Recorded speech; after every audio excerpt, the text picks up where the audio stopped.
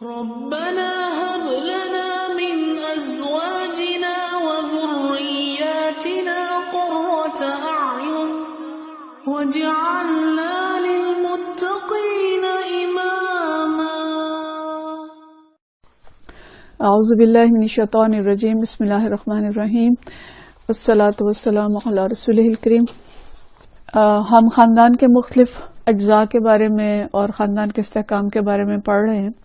ابھی تک زیادہ جو ہم نے دیکھا وہ میاں بیوی کے حقوق اور فرائض اور ان کی ذمہ داریاں اور خاندان کے استحکام کے طریقے، لیکن آج جو موضوع ہم دیکھیں گے وہ ہے والدین کے بارے میں، وبالوالدین احسانا، کہ والدین کے ساتھ احسان کا سلوک۔ تو حقیقت یہ ہے کہ ایک عورت اور مرد سے جب زندگی کا آغاز، خاندان کا آغاز ہوتا ہے، پھر ان سے بچے ہوتے ہیں، جیسے سورہ نساء کی آیت ہم نے پڑھی تھی بالکل ابتدا میں کہ یا ایھا الناس اتقوا ربکم الذی خلقکم من نفس واحدۃ وخلق منها زوجها وبث منهما رجالا کثیرا ونساء، کہ لوگوں اپنے رب سے ڈرو جس نے تمہیں ایک جان سے پیدا کیا اور اسی جان سے اس کا جوڑا بنایا اور ان سے بہت سے مرد اور عورتیں دنیا میں پھیلا دیے۔ تو خاندان کا آغاز ایک عورت اور مرد سے ہوتا ہے، اور پھر وہی عورت اور مرد ان ماں اور باپ بن جاتے ہیں جب ان سے بچے ہوتے ہیں۔ تو پھر یہ سلسلہ جو ہے آگے چلتا ہے، پھر میکے بنتے ہیں، پھر سسرال بنتے ہیں، پھر نانیاں دادیاں، نانے دادے اور پوتیاں پوتے، اور پھر یہ سلسلہ جو ہے وہ چلتا چلا جاتا ہے۔ تو خاندان کی تشکیل اس طرح سے اللہ تعالیٰ کرتا ہے۔ خاندان الہامی ہے، ڈیوائن ہے، خود اللہ نے تشکیل دی ہے، اور اس خاندان میں والدین جو ہیں وہ بلند ترین مقام پر ہیں۔ پھر درجہ بدرجہ دوسرے اہل خانہ آتے ہیں۔ اگر وہ عورت اور مرد جس کی شادی ہوئی تھی، ظاہر ہے ان کے والدین تھے، اور ان والدین نے ہمارے معاشرے کے اندر وہ والدین ہیں جو وہ شادیاں طے کرتے ہیں۔ تو اللہ جو انسانوں میں، خاندان میں سب سے بڑا مقام دیتا ہے وہ والدین کو دیتا ہے۔ اور قرآن پاک کے اندر جو لفظ والد، والدہ، والدیک اور والدین، یا اس طرح کے جو متفرق الفاظ ہیں، یا والدین کا جو تذکرہ ہے متفرق صورتوں میں تقریباً 27 مرتبہ ہوا ہے۔ نبی کریم صلی اللہ علیہ وسلم نے والدین کو جنت کے دروازے قرار دیا ہے۔ یہ حدیث ابھی آگے ہم دیکھیں گے انشاءاللہ۔ مشکات کی حدیث ہے کہ نبی کریم صلی اللہ علیہ وسلم نے ارشاد فرمایا کہ جس آدمی نے اس حال میں صبح کی کہ وہ ہدایات اور احکام میں اللہ کا اطاعت گزار رہا جو اس نے ماں باپ کے بارے میں نازل فرمائی ہیں، تو اس کے لیے جنت کے دروازے کھلے ہیں۔ اور اگر ماں باپ میں سے کوئی ایک ہے تو جنت کا ایک دروازہ کھلا ہے، اور جس نے اس حال میں صبح کی کہ ماں باپ کے بارے میں اللہ کے بھیجے ہوئے احکامات اور ہدایات سے منہ موڑے ہوئے ہے، تو اس نے اس حال میں صبح کی کہ اس کے لیے دوزخ کے دروازے کھلے ہیں، اور اگر دونوں میں سے ایک ہے تو پھر دوزخ کا ایک دروازہ کھلا ہے۔ تو ایک آدمی نے پوچھا کہ اے اللہ کے رسول صلی اللہ علیہ وسلم، اگر ماں باپ کے ساتھ زیادتی کر رہے ہوں تب بھی؟ تو فرمایا ہاں، اگر زیادتی کر رہے ہوں تب بھی، یعنی والدین جنت کے دروازوں میں سے دروازہ ہیں۔ اب جس طرح کا ان کے ساتھ ہم سلوک کریں گے گویا اپنی آخرت ویسی ہی بنائیں گے۔ مسلم معاشروں کے اندر الحمدللہ اقدار ابھی اچھی ہیں، اور کافی اچھی اقدار باقی ہیں جو قابل فخر ہیں اگر وہ قائم رہیں، اور اس میں سے مستحکم خاندان ایک ہماری بڑی اچھی اقدار ہے، لیکن ظاہر خاندان تو بہت ٹوٹ پھوٹ کا شکار ہیں، اور یہ شرح تیزی سے آگے بڑھ رہی ہے۔ اسی طرح بزرگوں اور والدین کی خدمت اور ان کے احترام کی جو قدر ہے، یہ بڑی اہم قدر ہے، اور الحمدللہ ہمارے معاشرے کے اندر ابھی یہ موجود ہے، ختم نہیں ہوئی، اور بڑی تعداد میں موجود ہے۔ لیکن کم گھرانے ایسے ہیں کہ جہاں پہ یہ اقدار نہ ہو۔ بوڑھی ماں کی خدمت کے لیے دو بھائیوں نے مقدمہ کیا کہ ایک کہہ رہا تھا کہ میں نے رکھنا ہے، اور دوسرے کا دعویٰ یہ تھا کہ میں ماں کو رکھنا چاہتا ہوں، اور ماں ایسی تھی کہ جس کو چرپائی پہ اٹھا کے لے کے آئے عدالت کے اندر۔ تو یہ اقدار ہماری موجود ہیں، اگرچہ کم ہو رہی ہیں۔ اسی طرح چھوٹوں پہ شفقت کی، وہاں محبت کی اقدار ہے، حیا کی قدر ہے۔ تو یہ چیزیں الحمدللہ ہمارے معاشرے میں بھی موجود ہیں، اور جتنی ہیں ان کی ہمیں بہتری کی اور ان کو بڑھانے کی کوشش کرنی چاہیے۔ لیکن عصر حاضر میں اقدار تیزی سے بدل رہی ہیں، اس پہ ہمیں توجہ دینی چاہیے۔ دین سے دوری ہو رہی ہے، تقویٰ کی کمی ہو رہی ہے، حیا تیزی سے اٹھ رہی ہے، اور اسی کے نتیجے میں خاندان ٹوٹ رہے ہیں، بچے سرکش ہو رہے ہیں، اور اولڈ ہاؤسز کا قیام یہاں بھی ہو رہا ہے۔ عصر حاضر کی زندگی جو ہے یہ دین سے بیزاری، مادیت اور جنسیت کے گرد گھومتی ہے. خود غرضی کی زندگی ہے، کمائی کی دھن ہے، اور اس کمائی کی دھن میں اپنے بچوں کی فکر تو بہت ہے کہ میرے بچے کیا کریں گے اور میں ان کے لیے زیادہ سے زیادہ کما لوں. لیکن کئی بد نصیب ایسے ہیں کہ جب پیچھے مڑ کے نہیں دیکھتے کہ پیچھے کوئی بوڑھے بھی تھے گھر کے اندر جنہوں نے ہمیں پالا پوسا اور یہاں تک پہنچایا. اور پاکستان کے اندر کے واقعات ہیں کہ ایک آدمی ماں کو اولڈ ہاؤس میں چھوڑ گیا کہ میں سگریٹ پیتا ہوں اور منع کرتی ہے. دیر سے گھر آتا ہوں تو پوچھتی ہے اور اس سے تکرار ہوتی ہے تو بہتر یہ ہے کہ میں اسے اولڈ ہاؤس میں چھوڑ دوں. ایک آدمی اپنے باپ کو اولڈ ہاؤس میں چھوڑ کے گیا اور کہا کیا کہ میری بیوی صبح دیر سے جاگنے کی عادی ہے. باپ جلدی جاگ جاتا ہے اور بیوی اور باپ کی تکرار ہوتی ہے. بیوی کہتی ہے کہ اسے رکھو یا مجھے رکھو، اور باپ کہتا ہے کہ اسے طلاق دو. یہ چیزیں اگرچہ ابھی کم ہیں لیکن ان کی تعداد میں اضافہ ہو رہا ہے، اور ہم تصور نہیں کر سکتے کہ ایک مسلمان ملک کے اندر اولڈ ہاؤس کھلے گا.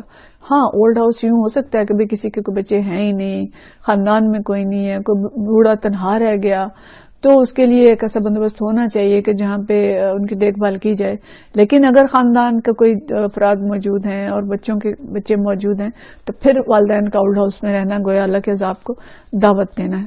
تو آئیے دیکھیں کہ قرآن اور حدیث کے اندر اللہ تعالیٰ کیا فرماتے ہیں والدین کے بارے میں. بسم اللہ الرحمن الرحیم. وَوَصَّيْنَا الْإِنسَانَ بِوَالِدَيْهِ إِحْسَانًا حَمَلَتْهُ أُمُّهُ كُرْهًا وَوَضَعَتْهُ كُرْهًا وَحَمْلُهُ وَفِصَالُهُ 30 شهرا حتى إذا بلغ أشده وبلغ 40 سنة قال ربي أوزعني أن أشكر نعمتك التي أنعمت علي وعلى والدي وأن أعمل صالحا ترضاه وأصلح لي في ذريتي إني تبت إليك وإني من المسلمين. سورۃ الاحقاف کی آیت نمبر 15 ہے کہ ہم نے انسان کو ہدایت کی کہ اپنے والدین کے ساتھ نیک برتاؤ کرے. اس کی ماں نے مشقت اٹھا کر اسے اپنے پیٹ میں رکھا اور مشقت اٹھا کر ہی اس کو جنا، اور اس کے حمل اور دودھ چھڑانے میں 30 مہینے لگ گئے. تو یہ یعنی والدہ کا ذکر یہاں پہ آیا ہے، اور دونوں کے لیے بہرحال اللہ تعالیٰ حسن سلوک کی تاکید کرتا ہے کہ والدین کون ہوتے ہیں کہ جن کے ذریعے دنیا میں آئے. انسان جب دنیا میں آتا ہے تب بھی اتنا بے بس ہوتا ہے کہ ایک مکھی بھی نہیں اڑا سکتا، اور اس حال میں ماں اس کو جنم دیتی ہے. زچگی کی تکلیف جو وہ سہتی ہے، اور یہ مائیں ہی سمجھ سکتی ہیں، کوئی اور اس کو نہیں سمجھ سکتا کہ وہ کس طرح سے بچے کو جنم دیتی ہیں. ذوف اٹھا کے وہ بچہ پیدا کرتی ہیں. لیکن ہم لیبر روم کے اندر دیکھتے ہیں کہ بعض پیشنٹس ایسی ہوتی ہیں کہ بہت زیادہ تکلیف کے بعد بچہ پیدا ہوتا ہے تو ہمارا خیال ہوتا ہے کہ اب اس کو بہت غصہ آئے گا بچے پہ کہ اس کو اتنی زیادہ تکلیف ہوئی ہے. لیکن جیسے ہی فارغ ہوتی ہے تو وہ پوچھتی ہے کہ میرا کیا ہوا ہے، بیٹا ہوا ہے کہ بیٹی ہوئی ہے. اور اگر تھوڑی سی دیر گزر جائے تو کہتی ہے مجھے دکھا تو دیں، تو مسکرا کے اس کو دیکھتی ہے. یعنی یہ ایک اللہ کا ایسا عجیب نظام ہے کہ ماں اپنی ساری تکلیف بھول جاتی ہے، اور پھر اس کے بعد وہ کتنی راتیں جاگتی ہے، کتنی سردی کی راتوں میں خود گیلے بستر پہ سوتی ہے، کتنی راتیں ماں اور باپ بچے کو لے کے اور ٹہلتے ہوئے گزار دیتے ہیں. یعنی بے لوث ان کی محبت ہوتی ہے اپنے بچوں کے ساتھ. کہ ایک آیت سورہ لقمان کے اندر بھی ہے کہ حقیقت ہے کہ ہم نے انسان کو اپنے والدین کا حق پہچاننے کی خود تاکید کی ہے. اس کی ماں نے ذوف پر ذوف اٹھا کر اسے اپنے پیٹ میں رکھا، 2 سال اس کا دودھ چھوٹنے میں لگے. یہاں پہ اضافہ یہ ہے کہ اللہ تعالیٰ نے بڑے خوبصورت انداز میں جو نصیحت کی ہے شکر کی کہ انشکر لی ولوالدیک، میرا شکر ادا کر اور اپنے والدین کا شکر ادا کر. وہ اللہ نے اپنے شکر کے ساتھ والدین کا شکر جوڑ دیا. اتنا بڑا مرتبہ اللہ نے والدین کو دیا ہے. اور قرآن کے اندر ہم باقی جگہوں پہ بھی ترتیب دیکھتے ہیں کہ سورہ بنی اسرائیل اور سورۃ الانعام، وہاں پہ بھی اللہ تعالیٰ نے جیسے جو احکامات دیے اس میں شرک نہ کرو، اور شرک کے بعد کہا کہ اپنے والدین کا احسان پہچانو. تو اللہ تخلیق کرنے والا ہے، والدین دنیا میں اس تخلیق کے آنے کا ذریعہ ہیں. تو دونوں کا شکر ادا کرنے کا اللہ تعالیٰ نے حکم دیا، اور والدین کی شکر گزاری کتنی ہے اور کتنی ہم کرتے ہیں، اس شکر گزاری کے حق کیا ہیں، اس پہ ہمیں غور کرنا چاہیے اور سوچنا چاہیے. سورہ بنی اسرائیل کے اندر اللہ تعالیٰ فرماتے ہیں کہ تم کسی کی عبادت نہ کرو مگر صرف اللہ کی. یہ اس سے پہلے کی آیت ہے. اور اس کے بعد ہے کہ وبالوالدین احسانا، والدین کے ساتھ نیک سلوک کرو، اور ان میں سے کوئی ایک یا دونوں بوڑھے ہو کر رہیں تو انہیں اف تک نہ کہو، نہ انہیں جھڑک کر جواب دو، بلکہ احترام کے ساتھ بات کرو.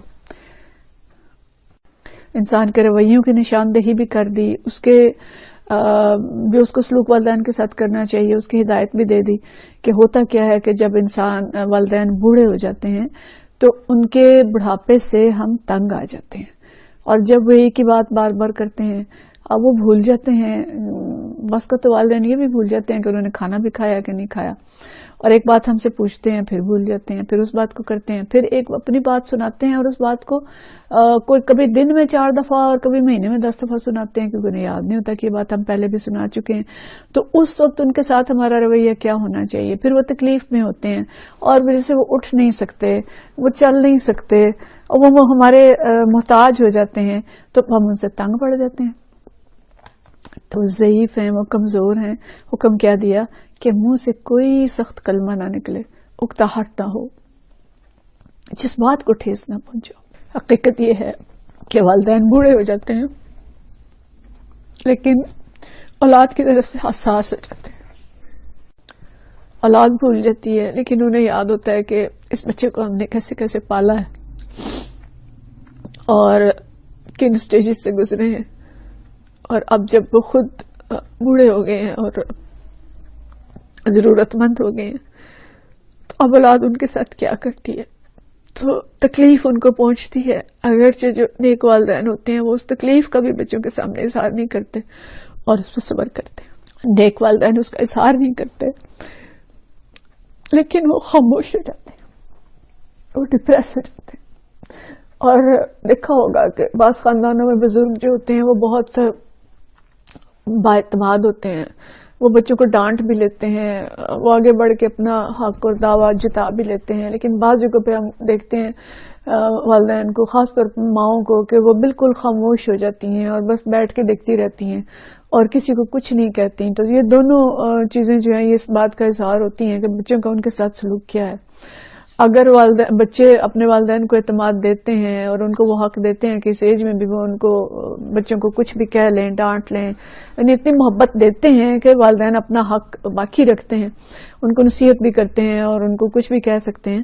لیکن جو بچے والدین کو حق نہیں دیتے اور ان کے ساتھ اچھا سلوک نہیں کرتے یا ان کو ڈانٹ ٹپٹ کرتے ہیں، سختی سے ان کے ساتھ بولتے ہیں، تو ظاہر ہے وہ والدین اس ایج میں بے بس ہیں، وہ ان کو کچھ نہیں کہہ سکتے، وہ ان پہ ڈیپینڈنٹ ہیں، محتاج ہیں۔ تو اس کا نتیجہ یہ ہوتا ہے کہ وہ اس گھر میں گزارا کرنے کے لیے خاموش ہو جاتے ہیں اور پھر وہ والدین میں ڈپریسڈ نظر آتے ہیں اور خاموش نظر آتے ہیں۔ اللہ مالک ہے اور اللہ تو جانتا ہے، اور اللہ نے جو احکام دیے اس کو پتا تھا کہ کس عمر میں کس کی کیفیت کیا ہوگی، اس لیے اللہ نے فرمایا کہ وَلَا تَقُلْ لَهُمَا أُفٍّ وَلَا تَنْهَرْهُمَا، کہ انہیں اف تک نہ کہو۔ یعنی اف تو ہم آہستہ سے دل میں بھی کہتے ہیں نا، تو اف بھی کہنے کی اجازت نہیں ہے، کجا یہ کہ پتہ نہیں کیا کیا کلمے بولے جاتے ہیں، اور نہ انہیں جھڑک کر جواب دو، بلکہ قُل لَهُمَا قَوْلًا كَرِيمًا، ان کے ساتھ احترام کے ساتھ بات کرو۔ قولاً کریمہ ہم سمجھتے ہیں نا کہ کیسا قولاً کریمہ کیسا قول ہوگا، محبت بھرا قول ہوگا۔ تو نرمی نرمی نرمی والدین کے ساتھ، نرمی، اور ان کی ضروریات کا خیال، ان کے کھانے پینے کا خیال، انہیں کھانا وقت پہ دیں، ان کے پسندیدہ کھانے کا احترام کریں، پرہیزوں کی آڑ میں ان کے دل نہ توڑیں، اور ان کو درمیان میں بھی کچھ دیں، ان کے ساتھ ادب اور احترام کا جو سلوک ہے وہ رکھیں، اور انہیں ہمیشہ خوش رکھنے کی کوشش کریں۔ حضرت ابن عباس رضی اللہ تعالیٰ عنہ سے سوال کیا تھا حضرت ابن عمر نے والدین کے بارے میں، تو انہوں نے کہا کہ ابن عمر نے حضرت ابن عباس سے پوچھا تھا، تو ابن عباس نے کہا کہ ہاں میری والدہ زندہ ہیں، تو حضرت ابن عمر نے فرمایا کہ اگر تم ان کے ساتھ نرمی سے گفتگو کرو، ان کے کھانے پینے کا خیال رکھو، تو ضرور جنت میں جاؤ گے، بشرطے کہ تم کبیرہ گناہوں سے بچتے رہو۔ حضرت ابو ہریرہ رضی اللہ تعالیٰ عنہ نے ایک دفعہ 2 آدمیوں کو دیکھا، ایک سے پوچھا کہ یہ دوسرے تمہارے کون ہیں، تو اس نے کہا یہ میرے والد ہیں۔ تو آپ نے فرمایا کہ دیکھو، نہ ان کا نام لینا، نہ کبھی ان سے آگے چلنا، نہ کبھی ان سے پہلے بیٹھنا۔ یعنی یہ بھی ایک ادب ہمیں سکھایا جا رہا ہے کہ والدین کے آگے نہ چلو اور ان سے پہلے بیٹھو نہ، یعنی اتنی چیزوں کا بھی خیال رکھو، اس سے بھی والدین خوش ہو جاتے ہیں۔ پھر والدین کے اوپر خرچ کرنا، اس کا بھی جو قرآن کے اندر اللہ تعالیٰ نے باقاعدہ آیت نازل کی ہے، سورۃ البقرہ آیت نمبر 215 ہے کہ لوگ پوچھتے ہیں ہم کیا خرچ کریں، جواب دو کہ جو مال بھی تم خرچ کرتے ہو نمبر 1 اپنے والدین پر خرچ کرو، اور پھر رشتہ دار اور یتیم اور مسکین اور مسافر، اور پھر فرمایا کہ جو بھلائی بھی تم کرو گے اللہ اسے باخبر ہوگا۔ سب سے بہترین خرچ والدین پر خرچ، کیونکہ یہ والدین ہی ہیں جنہوں نے جوانی ہمارے نام کر دی تھی۔ تو والدین پہ خرچ کریں، کھلے دل سے کریں، محبت سے کریں، اس میں دل میں تنگی نہ لائیں، پریفرنس والدین کو دیں، اور پھر اپنے بچوں پہ خرچ کریں۔ ایک بڑا سبق آموز واقعہ معارف القرآن کے اندر لکھا ہے مفتی محمد شفیع صاحب نے کہ ایک شخص نبی کریم صلی اللہ علیہ وسلم کے پاس آیا اور اپنے باپ کی شکایت کرنے لگا کہ وہ جب چاہتے ہیں میرا مال لے لیتے ہیں۔ تو نبی کریم صلی اللہ علیہ وسلم نے اس آدمی کو بلوایا اور اس سے پوچھا کہ ہاں جی معاملہ کیا ہے، اور مختصر میں اس کو کر رہی ہوں کہ بوڑھے سے پوچھا اور بوڑھے سے کہا کہ وہ نظم جو ابھی تم دل میں جو نظم تم پڑھ رہے تھے وہ سناؤ۔ تو وہ شخص بہت حیران ہوا کہ میں نے تو کوئی نظم ابھی کسی کو نہیں سنائی، ابھی تو صرف میرے دل میں آئی ہے۔ یعنی وہ بوڑھا جب آ رہا تھا، وہ والد جب آ رہا تھا نبی کریم صلی اللہ علیہ وسلم کی طرف، تو دل میں وہ نظم پڑھتا ہوا آ رہا تھا۔ تو اس نے کہا ابھی تو میں نے کسی کو یہ سنائی نہیں ہے، تو آپ صلی اللہ علیہ وسلم اللہ کے نبی ہیں، آپ کو اس نظم کا علم ہو گیا۔ اس نے وہ نظم سنائی، پڑھنے کا وقت نہیں ہے، میں آپ کے سامنے ڈسپلے کر دیتی ہوں کہ اس میں بس اتنی بات کے مفہوم اس کا یہ ہے کہ میں نے تجھے بچپن میں غذا دی اور جوان ہونے کے بعد بھی تیری ذمہ داری اٹھائی، تیرا کھانا پینا سب کچھ میں نے اپنی کمائی سے کیا، اور تجھے کس طرح سے میں نے راتوں کو جاگ جاگ کے پالا، وہ ساری چیزیں وہ باپ اس میں گنتا ہے۔ اور پھر کہتا ہے کہ کاش اگر تم سے میرے باپ ہونے کا حق ادا نہیں ہو سکتا تو کم از کم ایسا ہی کر لیتے جیسا کہ ایک شریف پڑوسی کیا کرتا ہے، اور کم از کم پڑوسی کا حق تو مجھے دیا ہوتا اور خود میرے ہی مال میں سے میرے حق میں بخل سے کام نہ لیا ہوتا۔ رسول اللہ صلی اللہ علیہ وسلم کی آنکھیں اشکبار ہو گئیں۔ آپ نے اس آدمی کو گریبان سے پکڑا اور فرمایا کہ جا، تو بھی اور تیرا مال بھی سب تیرے باپ کا۔ آج سوال کرتے ہیں علماء سے کہ کیا اولڈ ہاؤسز پہ خرچ کرنا انفاق ہے؟ کیا ماں باپ کو چھوڑنا ہے اور خرچ دیتے رہیں؟ کاش آپ ان لوگوں کی نظروں سے اللہ اور رسول صلی اللہ علیہ وسلم کے احکامات گزرے ہوتے۔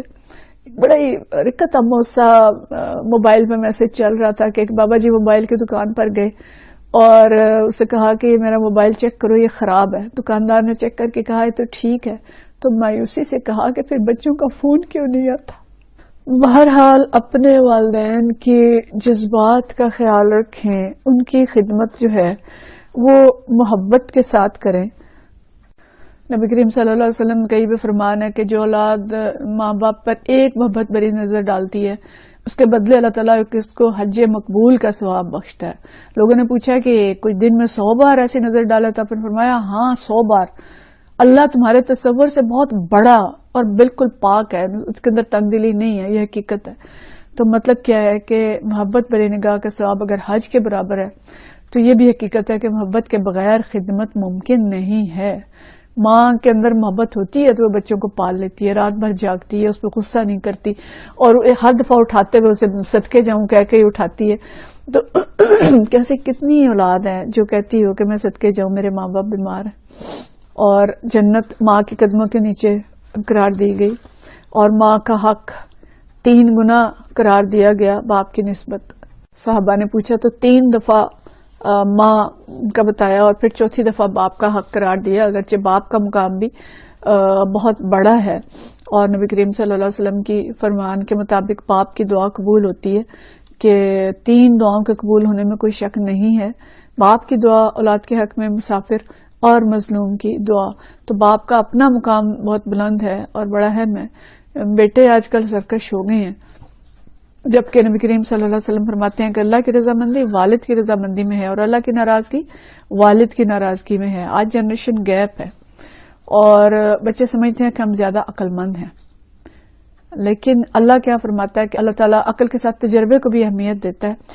خدا کے لیے اپنے والدین کا احترام کریں، ان کی خدمت کریں، اور خدمت کیا ہے اس پہ بھی غور کریں۔ ہم کس چیز کو خدمت کہتے ہیں کہ اولاد پہلی بات تو یہ کہ ان کے ساتھ محبت کرے، ان کا ادب اور احترام کرے، اگر وہ تنگ دست اور مقروض ہیں تو ان کی اعانت کرے، ان کے دل کو آرام پہنچائے، ان کے دل کو خوشی پہنچائے۔ دیکھیں کس طرح خوشی پہنچتی ہے۔ کسی نے بڑا اچھا اس پہ اس کی تشریح کی کہ نیک اولاد جو ہے وہ اس بات کا انتظار نہیں کرتی کہ والدین کہیں کہ مجھے یہ چیز دو یا انہیں کہنا پڑے کہ مجھے یہ پسند ہے. انہیں پتا ہوتا ہے کہ والدین کی خوشی کس چیز میں ہے, وہ کس چیز کو پسند کرتے ہیں. وہ والدین سے مانگے بغیر, والدین کی یعنی ان کی ڈیمانڈ کے بغیر ان کو چیز پہنچاتا ہے اور ان کی دعائیں لیتا ہے.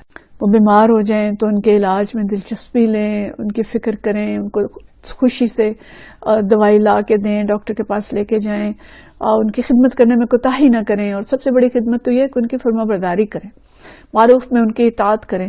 تو یہ ساری چیزیں جو ہیں یہ والدین کی خدمت ہیں. اور سب سے اہم چیز جو ہے کہ والدین کو وقت دیں. وقت ان کی ضرورت ہے. وہ تنہا ہوتے ہیں, وہ بوڑھے ہوتے ہیں, اور ان کے پاس بیٹھ جائیں. اگر دن کا کوئی 5, 10, 15 منٹ, آدھا گھنٹہ بھی ان کے پاس بیٹھ جائیں گے تو اس سے ان کا دل خوش ہو جائے گا, اور وہ بہت دعائیں دیں گے کہ میرے بچے تو میرا بہت خیال رکھتے ہیں. تو اتنا تو ہم کر سکتے ہیں. بہرحال لیکن والدین کو ٹائم دیں, ان کا حال پوچھیں. اور ایسے نیک بچوں کو بھی دیکھا کہ جو باقاعدگی سے والدین کی ٹانگیں دباتے ہیں اور ان کی خدمت کرتے ہیں, اور وہ میں نے دیکھا کہ وہ بچے زندگی میں بہت کامیاب ہیں. کہ اور پھر جتنی دیر وہ ماں باپ کی ٹانگیں دبا رہے ہوتے ہیں یا ان کو جسمانی لحاظ سے ان کو آرام پہنچا رہے ہوتے ہیں, تو اتنی دیر ماں باپ ان سے باتیں بھی کرتے رہتے ہیں. اور میں نے بعض بچوں کو یہ بھی دیکھا کہ وہ اپنی باتیں بھی رکھ لیتے ہیں, اپنے باتیں بھی ان سے منوا لیتے ہیں اس دبانے کی کیفیت میں خدمت کر کے. تو اپنا جو مقصد تھا وہ بھی حل کر لیا. تو دو طرفہ مقاصد حاصل ہو رہے ہوتے ہیں. تو ماں باپ کے پاس بیٹھیں, ان کی خدمت کریں, ان کے ساتھ نرمی سے پیش آئیں, ان کی ٹانگیں دبائیں, ان کی ضروریات پوری کریں, ان کے ساتھ باتیں کریں. تو یہ ساری چیزیں انشاءاللہ باعث اجر ہوں گی, اور ان کا بڑھاپا جو ہے وہ آسان گزرے گا, اور اللہ راضی ہوگا, اور ہمارے لیے جنت کے دروازے جو ہیں وہ کھلیں گے. نبی کریم صلی اللہ علیہ وسلم تو اپنی رضائی ماں کا احترام جو ہے وہ بہت زیادہ کیا کرتے تھے. والدین کی وفات کے بعد بھی ان سے سلوک ہو سکتا ہے. ایک شخص نے آ کے پوچھا کہ والدین کی وفات کے بعد ان سے نیک سلوک کرنا کیا ہے؟ تو آپ صلی اللہ علیہ وسلم نے فرمایا کہ ان کے لیے دعا کرنا, ان کے لیے مغفرت طلب کرنا, ان کے جو عہد یا ان کی جو وصیت تھی اس کو نافذ کرنا, ان کے رشتہ داروں سے اچھا برتاؤ کرنا, باپ کے دوستوں اور والدہ کی سہیلیوں ان کا احترام کرنا. تو حقیقت یہ ہے کہ جب کوئی دنیا سے چلا جاتا ہے تو اس کے عمل کی مہلت تو ختم ہو جاتی ہے. تو صرف 3 چیزیں ایسی ہیں جو مرنے کے بعد بھی اس شخص کو فائدہ پہنچاتی ہیں. ایک تو صدقہ جاریہ, دوسرا اس کا پھیلایا ہوا علم, اور تیسرا وہ صالح اولاد جو اس کے لیے دعائیں مغفرت کرتی رہتی ہے. یہ بھی حدیث ہے جو میں نے آپ کے سامنے پڑھی ہے. تو صالح اولاد جو ہے وہ والدین کے لیے دعا کرتی ہے, اور دعا اللہ نے خود سکھائی ہے, رب ارحمہما کما ربیانی صغیرا, کہ یا اللہ اس طرح تو ان پہ رحم فرما جیسے انہوں نے بچپن میں مجھے پالا تھا. اور ماں کیسے پالتی ہے, راتوں کو کیسے جاگتی ہے. ہم نے تو ماؤں کے منظر دیکھے ہیں کہ وہ واش روم لے جا رہی ہیں بچوں کو دھلانے کے لیے, بچہ گندا ہے, اس سے بو آ رہی ہے, لیکن ماں اس وقت بھی چومتے ہوئے اس کو لے جا رہی ہے. تو ہم تو یہ حق کبھی بھی ادا نہیں کر سکتے. ہمارے والدین اگر کبھی ان کو تکلیف ایسی ہو جائے کہ ان کا بستر گندا ہو جاتا ہو, تو ہم میں سے کتنے ہیں جو محبت سے اس بستر کو صاف کرتے ہوں اور کراہت نہ کرتے ہوں اور چومتے ہوئے والدین کو صاف کرتے ہوں. بڑا مشکل سٹیج ہے. ہم تو خدمت گار بلا لیتے ہیں کہ وہ آ کے بستر صاف کر دے. ہم میں سے کتنے ہیں جو یہ کرتے ہوں. تو اپنی آخرت کی فکر ہم خود کریں. انبیاء کی سکھائی ہوئی دعائیں ہیں, انبیاء کا اسوہ حسنہ ہے. حضرت ابراہیم علیہ السلام کیا دعا کر رہے ہیں, ہم نماز میں یہ دعا بکثرت پڑھتے ہیں, ربنا اغفر لی ولوالدی وللمؤمنین یوم یقوم الحساب, کہ اللہ مجھے بھی بخش دے, میرے والدین کو اور سب ایمان لانے والوں کو اس یوم حساب کے دن بخش دینا. نوح علیہ السلام دعا کر رہے ہیں, رب اغفر لی ولوالدی ولمن دخل بیتی مؤمنا وللمؤمنین والمؤمنات, کہ یار رب مجھے اور میرے والدین کو, جو شخص میرے گھر میں مومن کی حیثیت سے داخل ہوا ہے, ان سب کو بخش دے. یہ طوفان نوح کے وقت انہوں نے دعائیں کی تھی. اور اللہ تعالیٰ جنت میں نیک بندے کے جب درجات بلند کرے گا تو وہ پوچھے گا کہ اللہ میرا درجہ کیسے بلند ہو گیا؟ تو اللہ تعالیٰ بتائے گا کہ تیری اولاد نے تیرے لیے مغفرت کی دعا کی تھی. تو اولاد کی دعا سے والدین کا درجہ بلند ہو جاتا ہے. تو والدین کے ساتھ حسن سلوک اگر ہم کریں گے تو اس سے انشاءاللہ اللہ کی رضامندی ملے گی, گناہوں کا کفارہ بنے گا ہمارے لیے, جنت کے حصول کا ذریعہ ہوگا, دعاؤں کی قبولیت کا ذریعہ ہوگا, مصیبت سے نجات کا ذریعہ ہوگا. یاد ہے ہمیں وہ واقعہ سب نے پڑھا ہوگا جو پتھر سرکنے والا واقعہ ہے, جو ایک شخص نے کہا جب غار میں پھنس گئے تھے 3 لوگ اور تینوں اپنی اپنی نیکیاں بیان کرتے ہیں, تو ایک شخص یہ کہتا ہے کہ میں دودھ لے کے ساری رات ماں کے سرانے کھڑا رہا, اللہ میری نیکی اگر تیرے لیے تھی تو اس کو قبول فرما. تو اس کی وجہ سے پتھر سرک گیا. جہاد کا ثواب ملتا ہے, حج کا ثواب ملتا ہے, عمر دراز ہوتی ہے. عمر درازی کی بھی یہ مسند احمد کی حدیث ہے کہ رسول اللہ صلی اللہ علیہ وسلم نے فرمایا کہ اللہ تعالیٰ ماں باپ کی خدمت اور فرما برداری حسن سلوک کی وجہ سے آدمی کی عمر کو بڑھا دیتا ہے. اور اسی کے بالمقابل اگر والدین کے ساتھ برا سلوک کرتے ہیں, ان کی اطاعت نہیں کرتے, ان کو قول اور فعل سے ایذا پہنچاتے ہیں, ان پہ غصہ کرتے ہیں, ان کو خرچہ نہیں دیتے, معاشی کفالت ان کی نہیں کرتے, ان کو بے سہارا چھوڑ دیتے ہیں, اور اہم بات یہ کہ ان کو معاملات سے بے دخل کر دیتے ہیں. جتنی دیر زندگی ہے ان کی کرنی تو آپ نے اپنی مرضی ہی ہے, دیکھیں جو کچھ بھی کرنا ہے اپنی مرضی سے ہی کرنا ہے, لیکن والدین سے مشورہ ضرور کر لیں. ان کو یہ احساس رہے کہ یہ ابھی جو گھر کے معاملات ہیں ان میں ہمیں بچے جو اپنا شریک رکھتے ہیں, کوئی بھی کام کرنا ہے تو ان سے مشورہ لے لیں اور ان کو ہم اپنے مشاورت میں شامل کر لیں, تو اس سے ان کو ایک خوشی ہوگی اور گھر کا ماحول بھی بہت اچھا رہے گا. اور والدین کو گالی نہ دیں. اچھا کوئی والدین کو بھی گالی دیتا ہے تو والدین کو گالی کیسے دیتے ہیں؟ جب دوسروں کو گالی دیتے ہیں باپ کی یا ماں کی تو وہ پلٹ کے وہی گالی دیتا ہے اور وہ واپس آتی ہے والدین پر. تو نبی کریم صلی اللہ علیہ وسلم کی بد دعا سے ہم بچیں, جو انہوں نے بد دعا کی تھی جب جبرائیل علیہ السلام نے آ کے, وہ مشہور حدیث ہے کہ ایک ممبر پہ قدم رکھا تو آمین فرمایا, دوسرے پہ رکھا تو آمین, تیسرے پہ قدم رکھا تو فرمایا آمین. تو صحابہ نے پوچھا کہ یہ کیا؟ تو فرمایا کہ جبرائیل علیہ السلام آئے تھے اور انہوں نے کہا کہ ہلاک ہو وہ شخص جو رمضان کا مہینہ پائے اور اپنی بخشش نہ کرا سکے. میں نے کہا آمین. اور دوسرا وہ کہ جس نے کہا دوسری دفعہ کہا کہ وہ شخص جو نبی کریم صلی اللہ علیہ وسلم کا ذکر سنے اور صلی اللہ علیہ وسلم نہ پڑھے, درود شریف نہ پڑھے, ہلاک ہو وہ شخص, اس پہ آمین کہا. اور تیسری دفعہ جبرائیل علیہ السلام نے کہا کہ ہلاک ہو وہ شخص جو ماں اور باپ میں سے کسی ایک کو پائے اور ان کی خدمت کر کے جنت نہ حاصل کر لے. یہ زادرا کے اندر سے 116 نمبر صفحے پہ یہ حدیث لکھی ہے.